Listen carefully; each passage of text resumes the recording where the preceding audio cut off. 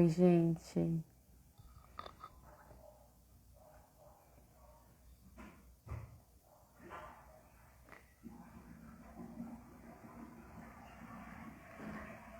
Deixa eu chamar aqui a Marília.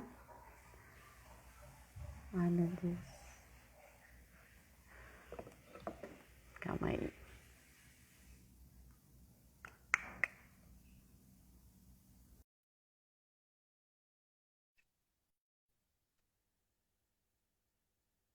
Estou aguardando a Marília entrar. E aí vocês vão voltando também. Vou controlar aqui o tempo. É Marília. Oi. Então, vamos esperar o pessoal voltar. A gente estava com 40 pessoas. Será que voltam? Já está em 30. Já tem bastante gente.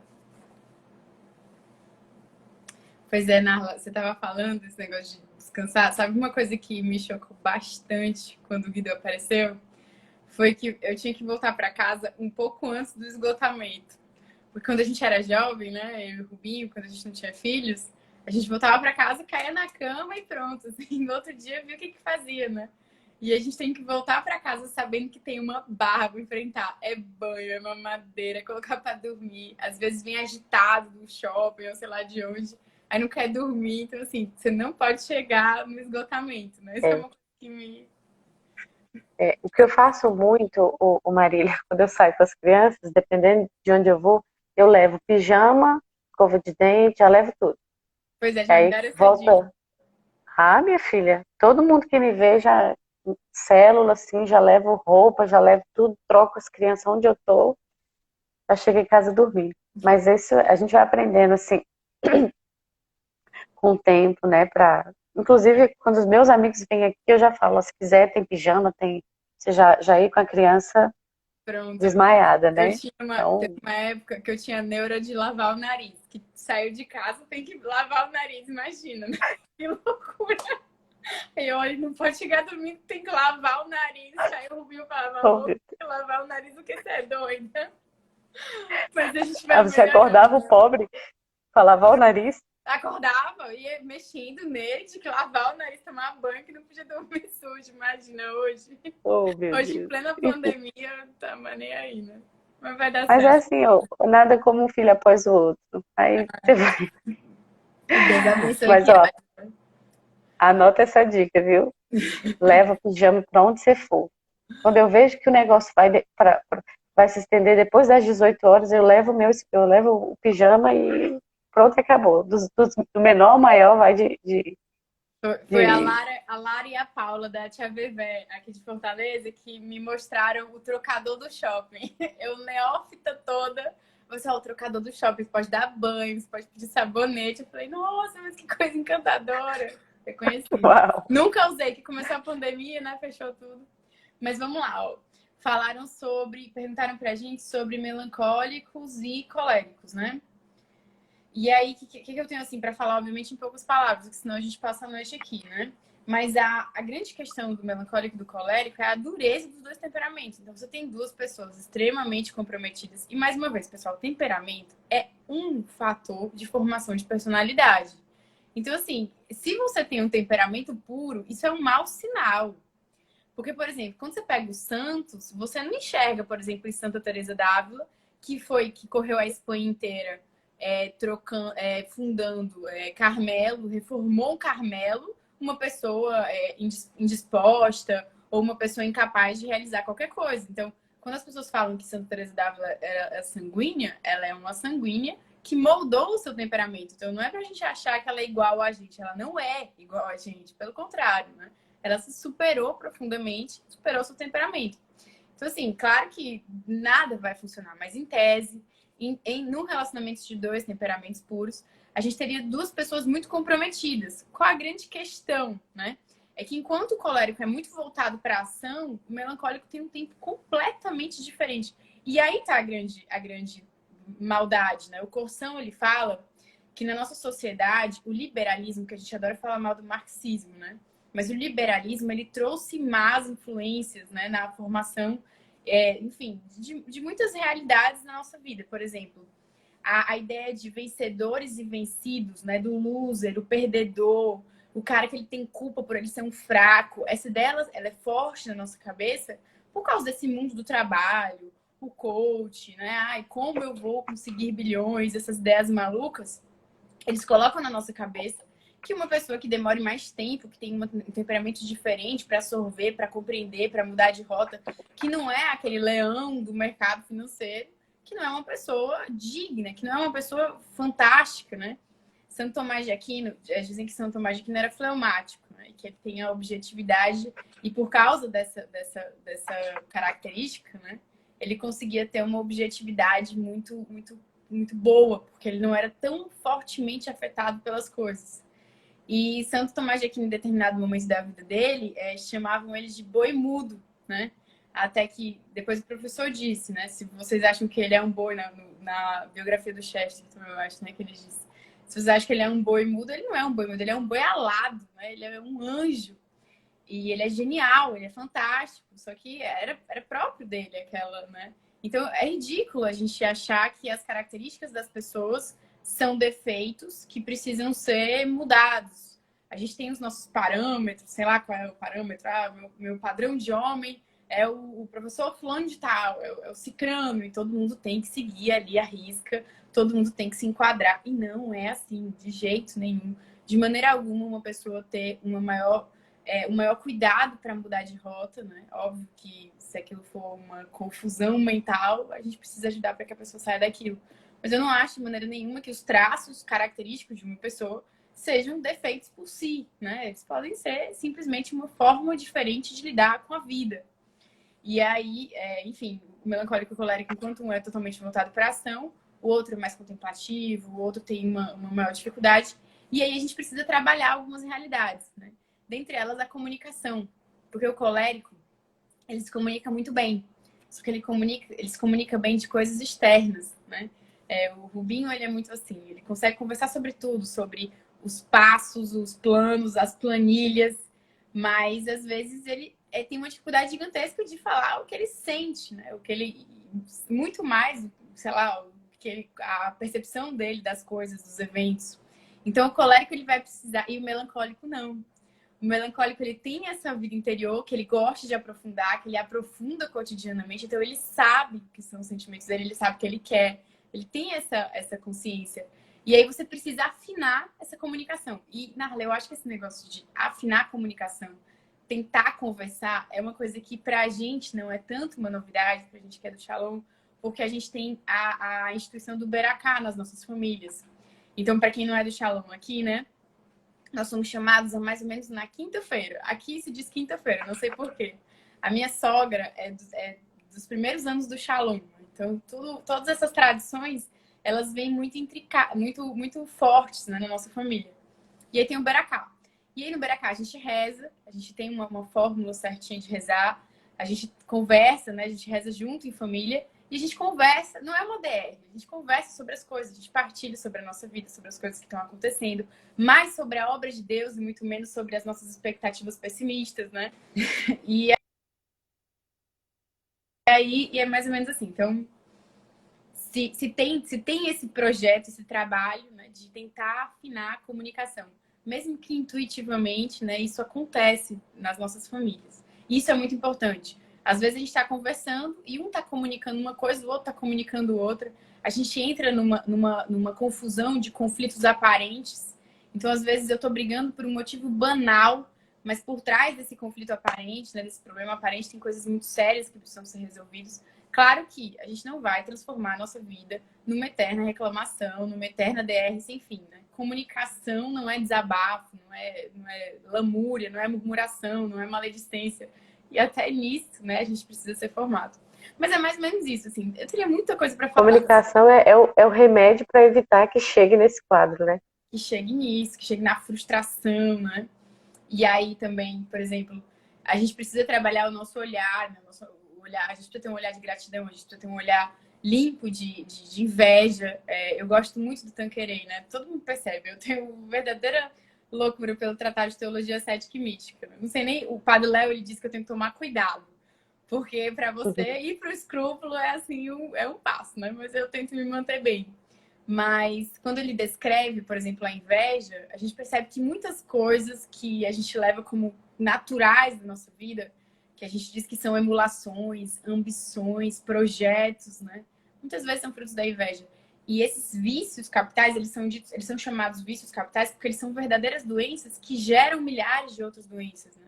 Então, esse projeto de estar sempre se olhando, vendo o que eu estou comunicando, vendo o que eu estou querendo, dando nome aos meus, àquilo que está dentro do meu coração, né? Sem, obviamente, transformar isso mais uma vez em uma neurose, né? E aí, deixa eu ver, perguntaram os melancólicos e coléricos, né? Aqui na caixinha perguntaram melancólica e fleumático. A gente falou agora melancólico e colérico, não foi? Foi, a gente falou melancólico. Também perguntaram melancólico e sanguíneo, não, né? Ah, melancólico e sanguíneo é você, né? Pronto, vamos lá, melancólico e colérico. Vamos ver se eu acho aqui. Mas assim, de maneira simples, né? Para que a gente não precise passar muito tempo. A grande questão dos fleumáticos é porque eles têm um defeito dominante, que é justamente essa dificuldade, né? De ser afetados, de fazer perdurar as emoções no seu interior. E, ao mesmo tempo, eles têm essa potência, né, dentro de si, essa capacidade dentro de si de se tornarem pessoas muito objetivas. Eu preciso, quando eu me relaciono com o melancólico, aceitar, né, de maneira muito, muito grata as coisas positivas do seu temperamento. Normalmente os fleumáticos, eles são excelentes companhias, eles são leves, eles são tranquilos, né? Mas aí vem a grande questão, que é prestar atenção nas suas necessidades escondidas. E o melancólico, ele tem um problema, que ele tem uma tendência muito forte à crítica. Então isso tem que ser um trabalho diário no coração. Ele tem uma tendência à crítica e ele tem uma tendência ao rancor muito forte. Então, guarda dores enormes no coração. Se ele não esvazia o coração, se ele não perdoa sinceramente, como é o exercício desse perdão? Ele precisa descobrir como é o exercício desse perdão. Não adianta nada ele ficar, eu te perdoo, eu te perdoo, eu te perdoo, se aquilo não for verdadeiramente algo do coração dele, né? Sabendo que ele tem essa tendência, ele precisa trabalhar esse rancor, essas dores, essas marcas, e ele precisa trabalhar também a visão de crítica. Aí vai, né? Coisas muito simples, de, por exemplo, ele saber que ele precisa fazer elogios sinceros, considerar boas contribuições. Quando você casa, né, um colérico e um melancólico, tem esse problema, porque o melancólico nunca reconhece o colérico, e o colérico é movido a elogio. Então aí você tem um embate fantástico, né? Com o fleumático, pior. Se ele começa a criticar o fleumático ele não trabalha bem a crítica, enfim, o diálogo que o coloca para baixo, ele trava diante de uma realidade dessa. Então, o melancólico, ele pode ter um potencial destrutivo na vida do fleumático, mas como o Chesterton diz, né, não existem temperamentos incompatíveis. Na verdade, todos os temperamentos são incompatíveis, né? E a gente precisa saber que a pessoa que está casada comigo é a pessoa com quem eu tenho que afinar a minha compatibilidade. E aí vai também. Existem coisas positivas nesse relacionamento, né? O fleumático, ele pode ter uma postura de maior relaxamento, ele pode levar o melancólico a essa postura de calma. Existe ali uma igualdade de desejo de tranquilidade, de paz, de disciplina, né? Então, os filhos, eles podem ter essa vida muito tranquila, essa vida muito ordenada. A ordem, ela é uma das virtudes, né, Nala? Tipo, iniciais, nossa vida, essenciais para que a gente consiga ter a cabeça no lugar. Então, nos primeiros anos de vida, a gente precisa de sono, de tranquilidade, de disciplina. E esses pais, eles conseguem, né, criar esse ambiente. Então, existem coisas positivas no relacionamento, mas também existem essas grandes dificuldades. Nas combinações de temperamento, você vê que normalmente tem um temperamento que precisa ser mais trabalhado. Por exemplo, os coléricos, aonde eles vão, eles precisam se controlar, eles precisam se dominar. Então, a luta do colérico é essa, é fogo que queima, né? Ele precisa controlar.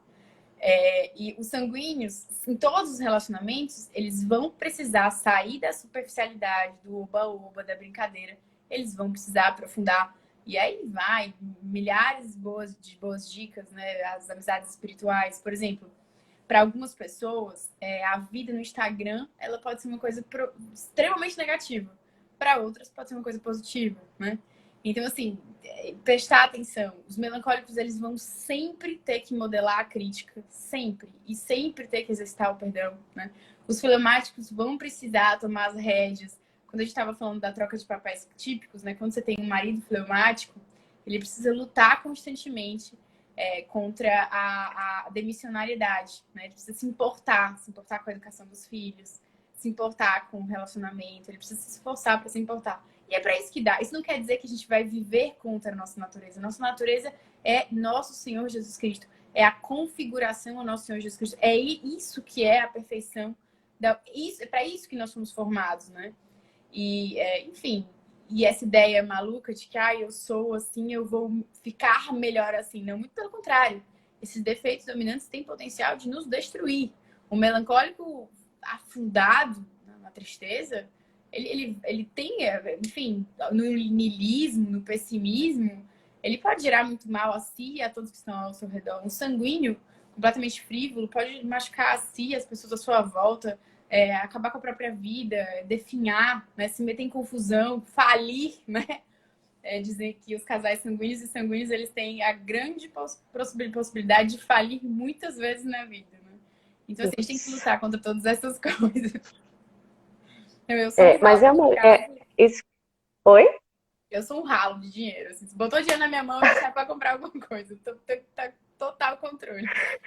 Eu não posso entrar numa loja de pote. Eu quero comprar um pote para guardar não sei o quê, uma caixa para poder. Entendeu? Eu sei como é que É eu comprando pote, meu marido comprando livro. Olha a diferença, né? aí é. Mas é muito interessante realmente essa perspectiva do defeito dominante, porque eu fiz aquele curso do Padre Paulo, para mim foi assim muito transformador, porque quando eu comecei a ver, eu falei assim, gente, olha só que horror, né? Eu posso, é como você falou, acabar com a minha vida e aí eu fui me apegando a algumas coisas, eu como sanguínea, né? Às vezes até meu marido fala assim, não, você relaxa, rotina, ordem, mas se eu não tiver alguns apoios externos, entendeu? Eu lembro de quando assim, essa coisa da organização, né? A organização externa. A minha mãe, Marília, ela colocava as plaquinhas nas minhas gavetas para me ajudar a colocar as coisas nos lugares certos. E até hoje é um negócio assim, extremamente difícil. Entendeu? Eu nunca incorporei esse negócio de botar uma coisa. Tem um lugar? Tem, vou botar então no lugar. E isso, entendeu? Assim, imagina uma casa com 4 crianças. Estão perguntando se vai ficar salvo. Vai ficar salvo. Com 4 crianças, um marido melancólico, entendeu? Assim, entendeu, né? Então Entendi. é puxado. Assim, eu fico olhando, meu Deus, tem de compaixão de mim e dos que estão comigo. Mas é importante a gente se conhecer para a gente realmente batalhar para se superar, né? Não pode se abandonar, né? Achar que dá para você se abster e infernizar, né? Se tornar a vida dos outros um inferno. Assim, é muito triste quando você vê assim que a pessoa está ali abandonada mesmo, enfim, a própria sorte. Se abandonou, né? Com E certeza. fala um pouco mais para a gente, você falou aí bastante, acho que não vai dar tempo da gente falar assim muito das combinações, mas você falou bastante aí do melancólico, do colérico, fala um pouco do sanguíneo e do fleumático. Pronto. Então, a grande situação, né, por exemplo, do sanguíneo, para mim, a imagem mais interessante é aquela da fábrica de chocolate, aquela menina que fica azul, né? Que é uma menina profundamente mimada e que ela vive, ela quer tudo, tudo ela quer, e ela vive num mundo de uma grande ilusão. Eu acho que quando a gente mima um filho nesse grau de loucura, né? A gente faz um mal a ele tão gigantesco porque ele fica submergido numa ilusão, a ideia maluca de que ele é o centro do mundo. Então ele se torna alguém insuportável, né? Ele se torna alguém com quem você não consegue conviver bem. E alguém que tem a capacidade muito grande de ferir os outros sem perceber o que está fazendo, né? Então, às vezes, você traz esse traço de uma pessoa muito mimada, e aí você vive a sua vida, e às vezes você não consegue enxergar o outro. Então, o sanguíneo ele tá tão imerso em tanta confusão, em tanta bagunça. Se ele tivesse a criação voltada para o mimo, se ele foi minimamente mimado, ele se sente muito bem no mimo, né? É o habitat natural dele, ele gosta dessas tranquilidades, enfim, desses privilégios, né? Inclusive, isso é um traço da criança sanguínea que precisa ser observado. Porque a criança sanguínea ela é muito amada, porque ela é extrovertida, ao mesmo tempo que Alegre. é muito alegre, ao mesmo tempo que a criança melancólica ela é muito quieta, né? Ela é muito obediente. Você também precisa ficar muito atento. A criança sanguínea, ela é a diversão da festa, ela é a alma da festa, ela é muito querida. E aí os pais tendem a potencializar esse privilégio, esse mimo, e fazer a criança achar, chegar na vida adulta, achando que ela é o centro do mundo, achando que ela é incrível, que ela é maravilhosa e que as pessoas amam estar perto dela, entendeu? E não é assim. Você cai na real e fala, meu Deus, não sei por que eu sou essa pessoa, né? Então, assim, e você vai ferindo, né? Por exemplo, o seu marido chega em casa cansado do trabalho e você teve um dia entediante, e aí você vai reclamar que seu dia foi entediante, porque nós não estamos viajando muito. Isso são realidades que podem acontecer na vida da gente, que foi criada de uma maneira diferente, principalmente quando a gente casa com uma pessoa de valor, quando a gente casa com uma pessoa que nos dá alguma tranquilidade de vida, que não nos coloca em problemas sérios, né? Problemas financeiros, problemas, enfim, de traições, né? Quando a gente casa com uma pessoa boa, aí é que a gente se torna ainda pior. Então, a grande realidade é essa, né? De se moldar. E aí vem, óbvio, primeiro ponto, a vida espiritual profunda, a vida de oração. Se você está aqui com a gente, né? Se você não conhece, não sabe como iniciar a sua vida de oração, você precisa começar de alguma forma, que não vai ser nessa live, né? Você precisa de alguma forma aprender a rezar, de verdade. Assim, a gente não sabe rezar, a gente não tem como começar. E a gente precisa aprender a fazer Alexo, a gente precisa aprender a fazer nosso estudo bíblico. Às vezes pedem pra gente coisas sobrenaturais, né? Tempos de oração muito longos, mas assim, aos poucos, devagar, né? Dando aquilo que a gente pode a Deus, essas orações, elas mudam a nossa vida. Então, muito importante que a gente aprenda a rezar. E a gente aprenda a se colocar diante de Deus, né? Nus e sós diante de Deus, parados diante de Deus. Porque só assim a gente pode decorar todas as combinações, a gente pode decorar todas as ferramentas de edificação, mas elas vão ser simples atos mecânicos, se não forem transformações reais, né? E aí vai, assim, a gente não quer sofrer, a gente não quer se penitenciar, a gente não quer deixar de ser quem a gente é. E a gente acaba vivendo preso nessas ilusões. Não vale a pena. Vale a pena a gente seguir. A gente, assim, quem me conhece sabe, eu tava vendo um TikTok agora no Instagram. E aí era um menininho assim que falava, ai, fica brigando em casa, fazendo confusão em casa, e fazia isso, fazia tudo errado. Aí ele abria o Instagram e ficava, olha, a gente precisa ser muito grato pelas coisas que a gente tem. Era esse o TikTok, ele fazendo essa encenação, né? Eu falei, ai meu Deus, sou eu. O que é muito difícil, né? Mas é saboroso também. Porque eu vejo que eu fui livrada de um grande mal, enfim, de uma criação que foi muito boa. Meus pais se esforçaram, tadinhos, né? Mas que teve falhas enormes e dificuldades enormes. Do meu próprio temperamento, eu adoro quando a Camila Abadi diz assim: qual é o seu temperamento? As pessoas perguntam, ela diz ruim, né? Péssimo. Ela diz assim, é esse o meu temperamento, né?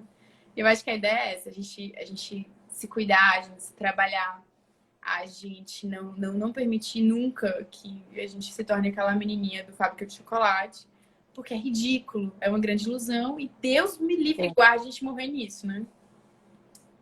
É, muito triste. Deus nos livre e nos enche de filhos. Que aí o caminho Terapia vai de choque, acontecendo né, de Nala? forma. É, minha irmã, não tem jeito não. Terapia de choque, né? Você tem É, 4, né, Nala? 4. Tô com a Clarinha de 2 meses. Ai, que Dois delícia. meses. 6 anos, Tomé fez 6 agora, a Aurora faz 5 em fevereiro, Emanuel com 2,5 e a Clara de 2 meses. Ai, que delícia. Minha escadinha. É. Muito bom. Bom, Marília, eu acho que tá bom, né? Tá. Assim, eu ficaria aqui. A próxima a gente tem que marcar um sábado à tarde, aí a gente fica bem à Ao vontade. vivo, né, Nala? Tinha que ser ao vivo, né? Esse É, negócio de online é chato, né? é, mas quando eu for no Ceará, eu te aviso. Quando vocês vierem aqui em Brasília, vocês avisam também que aqui tem espaço para todo mundo. Gente, mas assim, Fechado. foi muito bom, foi muito bom. Conheçam, né, o Instagram da Marília, tem lá o link também para quem quiser entrar no grupo do Telegram. E obrigada para quem ficou até agora. Se vocês também quiserem, eu também tenho um grupo no Telegram, tá na minha bio. E foi muito bom. Eu acho que o resumo dessa live é que a gente precisa realmente mirar na pessoa de Jesus, né? Todas as outras coisas são detalhes que têm a sua importância, mas o homem perfeito é Cristo, né? Então é a ele que a gente precisa realmente se configurar.